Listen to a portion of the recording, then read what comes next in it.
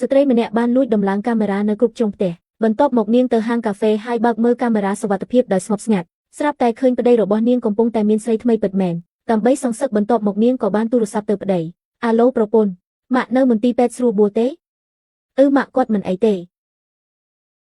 គាត់ថាចង់និយាយវីដេអូខលជាមួយអូនចាំបងផឹកទឹកមួយក្អឹកសិនចាំបងទៅវិញភ្លាមណាខណៈពេលដែលប្តីកំពុងខ្វល់ខ្វាយក្នុងចិត្តនាងក៏ទៅម្ដងទៀតប៉ុន្តែលើកនេះនាងចុចបិទភ្លាមហេតុផលដែលនាងមិនទម្លាយរឿងនេះគឺចង់មើលថាតើពួកគេនឹងលេងល្បែងអ្វីបន្តទៀតដូច្នេះនាងបានសុំមិត្តភ័ក្តិឲ្យជួយស៊ើបពីគម្រោងរបស់ប្តីនាងប្តីបានលួចផ្ទេរប្រាក់ភាគច្រើនរបស់ក្រុមហ៊ុនពីក្រោយខ្នងនាងក្រោយពីដឹងរឿងនេះនាងមានភាពស្ងប់ស្ងាត់ណាស់ព្រោះនាងបានដឹងជាមុនថានឹងមានថ្ងៃនេះដូច្នេះនាងបានរៀបចំផែនការដ៏ល្អិតល្អន់មួយថ្ងៃបន្ទាប់នាងបានទូរស័ព្ទណាត់ជួបនរណាម្នាក់នៅហាងកាហ្វេយ៉ាងណាម្ដាយក្មេកនិងប្តីពិតជាចាញ់បោកនាងមែនពួកគេបានលួចតាមនាងមកដល់ហាងកាហ្វេពួកគេឃើញបុរសសង្ហាម្នាក់ដើរមកក្បែរនាងម្ដាយក្មេកដែលមានល្បិចក៏ឲ្យអ្នកបម្រើយកទូរស័ព្ទមកថតទុកហើយក៏ទៅចាប់នាងឲ្យបានជាក់ស្ដែងនាងមិនត្រឹមតែមិនភ័យស្លន់ស្លោទេថែមទាំងស្ងប់ស្ងាត់យ៉ាងខ្លាំងដោយនិយាយថាប្តីរបស់នាងនឹងមកទីនេះដើម្បីពិភាក្សាការងារបន្តិចទៀតប៉ុន្តែម្ដាយក្មេកនិងអ្នកបម្រើមិនព្រមស្ដាប់ហើយចាប់ផ្ដើមធ្វើបាបនាងពេលនោះប្តីរបស់នាងក៏ស្រាប់តែលេចមុខមកខាត់សកម្មភាពអ្នកទាំងពីរពេលស្ត្រីចំណាស់ឃើញកូនប្រុសមកដល់គាត់ក៏ប្រាប់កូនថាប្រពន្ធឯងនាំប្រុសមកទីនេះហើយត្រូវគាត់ចាប់បានផ្ទាល់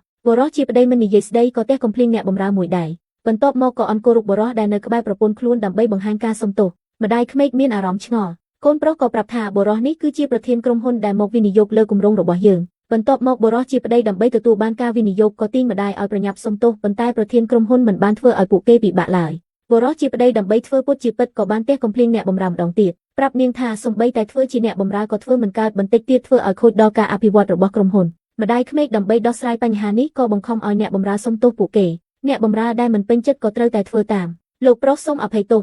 សុំទោសខ្ញុំធ្វើអីអ្នកស្រីសុំអភ័យទោសនិយាយឲ្យមកខ្ញុំមិនទេអ្នកស្រីសុំអភ័យទោសបំភ្លេចវាចោលទុកឲ្យរឿងនេះចប់ទៅលោកគូចឹងពួកយើងបន្តនិយាយរឿងមុននេះបាទអ្នកបន្តនិយាយគ្នាទៅ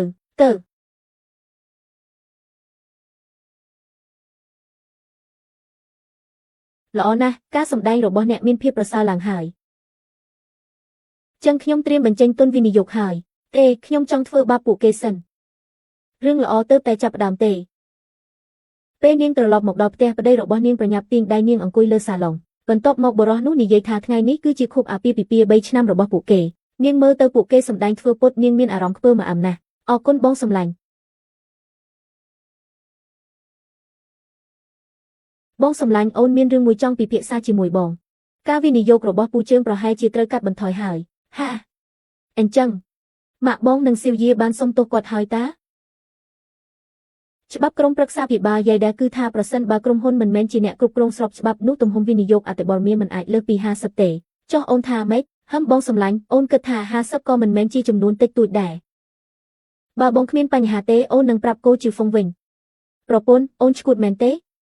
អូនជាអ្នកតំណាងស្របច្បាប់មិនគិតពីអនាគតការអភិវឌ្ឍរបស់ក្រុមហ៊ុនពេលនេះក្រុមហ៊ុនត្រូវការថវិកានេះខ្លាំងណាស់ប៉ុន្តែបងសម្លាញ់តាំងពីអូនឈឺមកក្រុមហ៊ុនគឺបងជាអ្នកមើលថែទាំងអស់ប៉ុន្តែពេលនេះអូនជាហើយតាគឺបែបនេះបងសម្លាញ់ប៉ុន្មានថ្ងៃមុននេះអូនគិតយល់ហើយអូនគិតថាក្នុងនាមជាស្ត្រីអ្វីដែលសំខាន់បំផុតគឺសុខភាពនិងសុភមង្គលរឿងដណ្ដើមពិភពលោកនេះទុកឲ្យពួកបងជាបុរសធ្វើទៅចុះអូនគិតអញ្ចឹងមែនឬចាស់បងសម្លាញ់អូនគិតថាសមត្ថភាពគ្រប់ផ្នែករបស់បងគឺល្អជាងអូនឆ្ងាយណាស់ទោះបីមានតែ50នៃទុនវិនិយោគក៏បងប្រកាសជាអាចដឹកនាំក្រុមហ៊ុនបង្កើតប្រាក់ចំណូលកាន់តែធំបានដែរប្រពន្ធ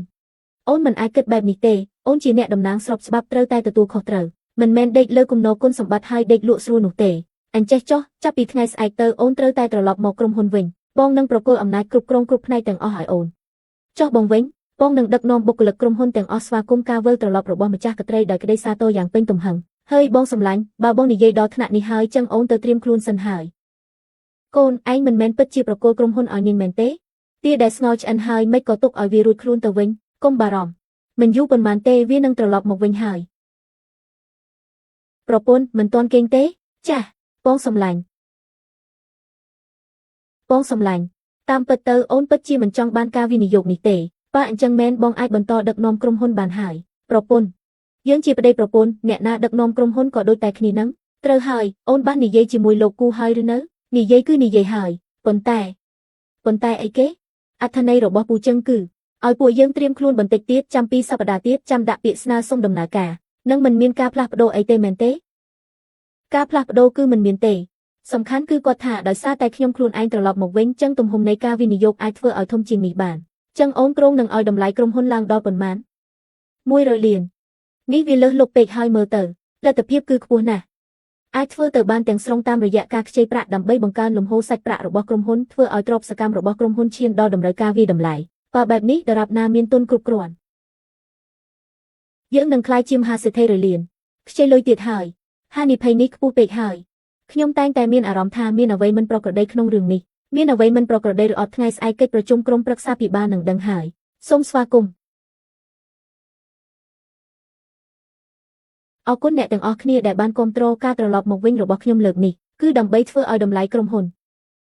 ឡើងដល់100លានដើម្បីបង្កើនតម្លៃគឺត្រូវតែបង្កើនទ្រព្យសកម្មនិងលំហូរសាច់ប្រាក់បច្ចុប្បន្នរបស់ក្រុមហ៊ុនអ្នកទាំងអស់គ្នាជាម្ចាស់ភាគហ៊ុនរបស់ក្រុមហ៊ុនខ្ញុំសម្រេចចិត្តចាប់ផ្ដើមពីខាងក្នុងដោយធ្វើការប្រមូលទុនតាមរយៈការទិញភាគហ៊ុនបន្ថែមអ្នកទាំងអស់គ្នាព្រមទេខ្ញុំចេញ3លាន4លានលោកស្រីប្រធានជើក្នុងឱកាសដ៏សំខាន់នេះតើលោកស្រីត្រៀមវិភាគទានផ្ទាល់ខ្លួនប៉ុន្មានដែរគឺបែបនេះក្នុងអំឡុងពេលដែលខ្ញុំឈឺធ្ងន់ប្តីរបស់ខ្ញុំលោកចាងហៃប៉ៃបានចំណាយស្ទើរតែអស់នៅប្រាក់សន្សំទាំងអស់របស់គ្រួសារយើងពេលនេះខ្ញុំពិតជាខ្វះខាតណាស់ប៉ុន្តែដើម្បីពង្រីកអាជីវកម្មនេះខ្ញុំបានដាក់ពាក្យស្នើសុំប្រាក់កម្ចីពិសេសចំនួន8លានហើយផ្នែកហិរញ្ញវត្ថុកំពុងដំណើរការហើយពិតជាអរគុណលោកស្រីណាស់តាមពិតអ្នកដែលគួរតែថ្លែងអំណរគុណបំផុតនោះគឺប្តីរបស់ខ្ញុំលោកចាងហៃប៉ៃក្នុងអំឡុងពេលដែលខ្ញុំឈឺធ្ងន់គឺគាត់ម្នាក់ឯងដែលបានគ្រប់គ្រងក្រុមហ៊ុនយ៉ាងរៀបរយត្រង់នេះខ្ញុំចង់តំណាងឲ្យបុគ្គលិកក្រុមហ៊ុនទាំងអស់សូមថ្លែងអំណរគុណយ៉ាងជ្រាលជ្រៅដល់គាត់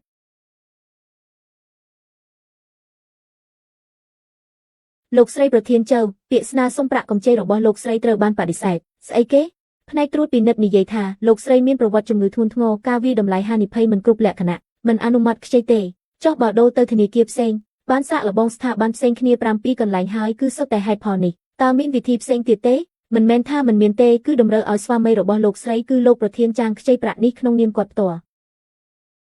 វាមិនសមទេដឹងក្រុមហ៊ុនយ៉ាងណាក៏ជាអាជីវកម្មរបស់ខ្ញុំហើយលោកប្រធានចាងពេលនេះលែងពាក់ព័ន្ធនឹងប្រតិបត្តិការជាក់ស្ដែងរបស់ក្រុមហ៊ុនទៀតហើយលោកស្រីប្រធានជើលោកស្រីនិងស្វាមីជាប្តីប្រពន្ធនឹងគ្នាមិនចាំបាច់គិតថាជាអ្នកអតេអញ្ចឹងទេមែនហើយលោកប្រធានចាងចាត់ទុកក្រុមហ៊ុនដូចផ្ទះដើម្បីគ្រួសារគាត់ប្រកាសជាស្ម័គ្រចិត្តទទួលយកហានិភ័យហើយលោកប្រធានចាងបញ្ចប់ការសិក្សាពីសាលាល្បីប្រសិនបើខ្ចីប្រាក់នេះក្នុងនាមគាត់ទំហំទឹកប្រាក់កម្ចីអាចនឹងកើនឡើងប្រហែល5សែនពីទំហំដើមវាអាស្រ័យលើលោកស្រីថាតើព្រមឬអត់បងប្រកាសជាព្រមហើយខ្ចីប្រាក់ជាង8លានឯងឈួតហើយមែនទេចាងហៃប៉ៃបើគិតថាអញ្ចឹងរឿងនេះនឹងមិនអាចសម្រេចបានទេគឹបអីលើកមុនខ្ញុំស្ដាប់ឯងលក់ផ្ទះនៅស្រុកកំណើតអស់តែមិនបានឃើញមួយកាក់មួយសេនផងម៉ាក់កុំតន់អាខឹងចាំ100លាននេះចូលមកក្រុមហ៊ុនសិនចាំខ្ញុំតាមផែនការដើមបោកលុយចេញមកគឺបានហើយនិយាយស្រួលណាស់ឯងគិតថាមិនមានហានិភ័យឬឯងគិតថាខ្ញុំប្រកល់ក្រុមហ៊ុនឲ្យនាងទេខ្ញុំមានហានិភ័យអ្វីទៅមែនហើយគ្មានហានិភ័យអ្វីទេការវិនិយោគ100លានគ្រាន់តែជាគោលដៅតូចមួយរបស់លោកចឹងឃ្លីនប៉ុណ្ណោះមានអ្វីដែលត្រូវព្រួយបារម្ភចាំពេលដែលលុយវិនិយោគមកដល់ប្រាក់កម្ចីប៉ុន្មានលានរបស់ហៃប៉ៃក៏សងភ្លាមបានហើយអើយនៅតែសង្សារបងទេដែលគិតបានច្បាស់លាស់ឯងចង់ស្ដាប់ម៉ាក់ឯងឬចង់ស្ដាប់សង្សារឯងតែមិនក៏អាចបញ្ជាក់បានថាលុយវិនិយោគនោះនឹងចូលមកពិតមែនបើលោកចឹងឃ្លីននោះមិនមែនជាមនុស្សល្អបើមានបញ្ហាកើតឡើងនាងចៅយ៉ងអឿនសងលុយវិញឬម៉ាក់អាចមិនជឿខ្ញុំប៉ុន្តែម៉ាក់មិនអាចនិយាយពីពូចឹងអញ្ចឹងទេនាងចេះនិយាយរកការវិនិយោគចេះឡើងចាងហ៊ានស្រែកដាក់ខ្ញុំទៀតខ្ញុំធ្វើស្អីខ្ញុំជួយបង្រៀនប្រពន្ធថែងឈប់វាយ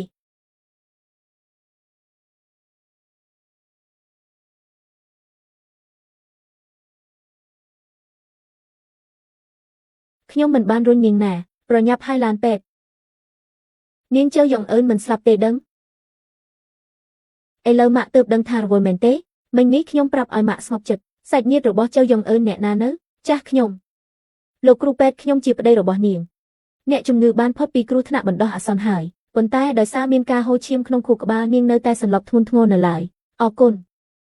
មិនស្លាប់ទៅល្អហើយធ្វើឲ្យខ្ញុំហត់នឿយពេញមួយយប់ម៉ាក់ទៅមុនហើយណាចាត់ទុកថានាងសំណាងល្អហើយកុំគិតថាខ្ញុំមិនដឹងថាអ្នកកំពុងគិតអ្វីបើមិនបានទទួលការវិនិយោគទេខ្ញុំនឹងមិនលើកលែងឲ្យអ្នកទេ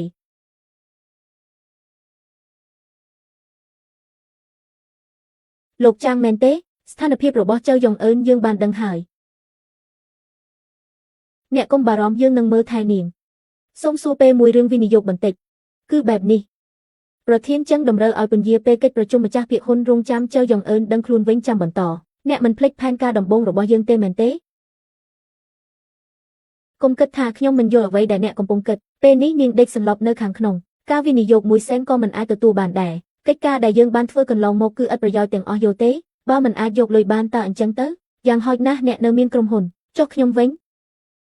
ខ្ញុំនៅមានអ្វីទៀតអ្នកនៅមានខ្ញុំ